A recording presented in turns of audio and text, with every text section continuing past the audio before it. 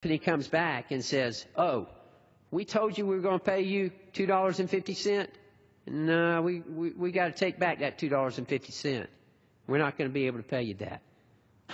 Folks, obviously that's not a sustainable business model. Nobody can stay in business that way. Yet that's the way DIR fees are being imposed now. Thank goodness, just last week, Congressman Morgan Griffith from Virginia, our colleague, introduced a bill that addresses Medicare Part D, prescription drug transparency, and DIR fees. Thank you, Congressman Griffith, for that. Again, keep in mind, folks, we're not talking, oh, we got to make community pharmacies profitable. All community pharmacies want to do is to compete.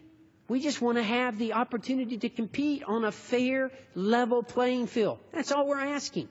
We're not asking for any favoritism at all.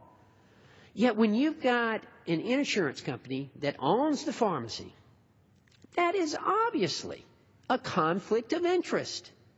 Who cannot see that?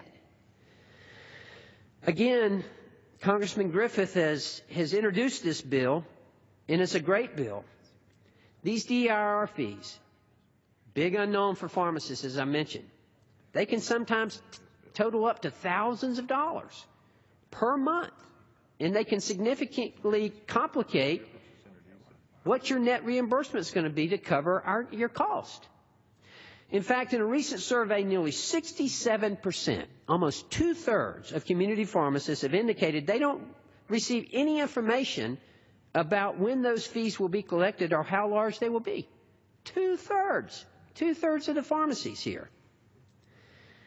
And folks, I was so happy to see Representative Lowe's back. He pointed out that he was the only Democrat here tonight, but I can assure you that there are other Democrats, because this is a bipartisan issue.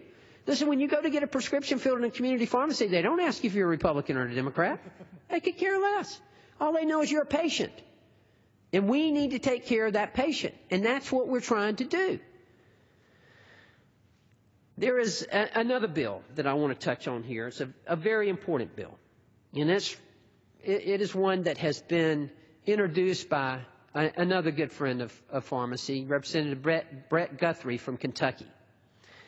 And it's called the Pharmacy and Medically Underserved Areas Enhancement Act. And this is the Pharmacy Provider Act. You know, as I mentioned earlier, the pharmacists who are graduating today are so clinically superior to when I graduated.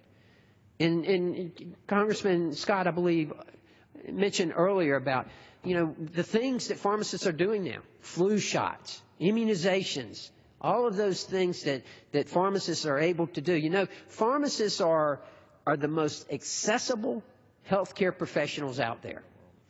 We in America, if we are ever going to get our healthcare costs under control, we have to take advantage of that. We have to take advantage of having that expertise right there before us and having it so accessible.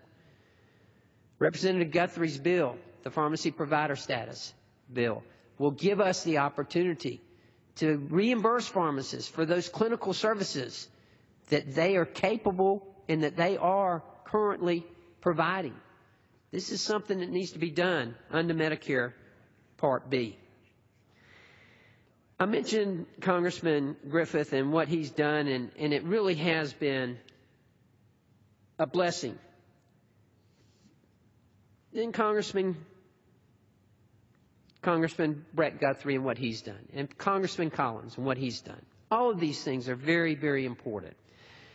Before I yield back to Representative Collins, I want to mention one other thing, and that is something that's come out of the Energy and Commerce Committee this year, and that is the 21st Century Cures. 21st Century Cures is a great piece of legislation. That and the opioid bill that we passed earlier this year, I think, are two of the bills that I'm most proud of since I've been a member of this body. And part of that has to do with the fact that, they're health. I'm a healthcare professional. But 21st Century Cures is a great piece of legislation. it's been passed under the leadership of, as I say, of Chairman Fred Upton and the Energy and Commerce Committee. It's been critical in advancing research. It addresses so many different things. It increases funding for the National Institutes of Health. It streamlines the process of the FDA and how they approve medications. It offers incentives to companies to come up with new innovations, with new medications. Right now we know of over 10,000 diseases that affect humankind, yet only 500 of them can be treated. 21st Century Cures addresses this. It's a great piece of legislation, and I would be remiss if I did not mention that. Again, I want to thank Congressman Collins, and I want to thank all my colleagues who have spoken here tonight on a very, very important subject. Again, folks, all we're saying is let us compete. I have had so many patients who have been, their parents, their grandparents, traded at our pharmacy, yet because their insurance plan changed, they literally left our pharmacy in tears and had to go down the street and have a prescription filled somewhere else. That is not American. It is not right. Again, I want to thank you, Congressman Collins, for this opportunity given me to speak on this. Obviously, something that I've dealt with all my life, my professional life. I'm very proud of our profession. I'm very proud of community pharmacy. I'm very proud of the patient care that the community pharmacists and all pharmacists provide to the patients. So thank you for doing this, and thank you for giving me the